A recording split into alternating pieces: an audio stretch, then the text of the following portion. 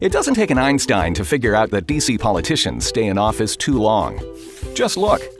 This is when dinosaurs ruled the earth. This is when Democrat Charlie Rangel was elected. This is when Republican Thad Cochran was elected. This was when the Vietnam War ended. And this is today. That's 45 years, 552 months, 16,425 days. You get the idea.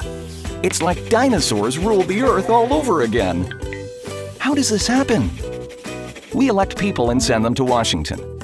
The politicians start spending time with people in Washington and less with people back home. They meet these guys. They're called lobbyists. The more time they spend with these guys, the less they spend with these guys, the voters who elected them. Instead of arguing the case in Washington for the voters, they start arguing Washington's case to the voters. Voters aren't stupid. They catch on. But the incumbents have gathered up so much money from these guys, they can just drown out the opposition.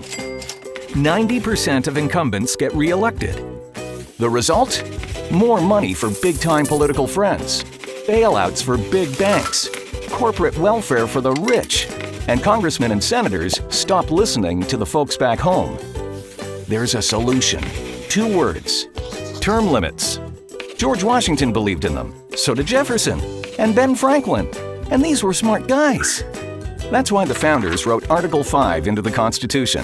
It allows the states to bypass Congress and amend the Constitution. They wrote it that way because they understood sometimes Congress won't listen to what the people want. That's why it's called the United States. Once 2/3 of the states have called for a meeting to enact term limits, Congress has to call a term limits convention to draft an amendment. That meeting can draft an amendment on term limits, and term limits only. After it's drafted, it goes back to the states for 38 to approve. Because that's how it's supposed to work. The people like you are in charge. If democracy is going to work, it needs rules.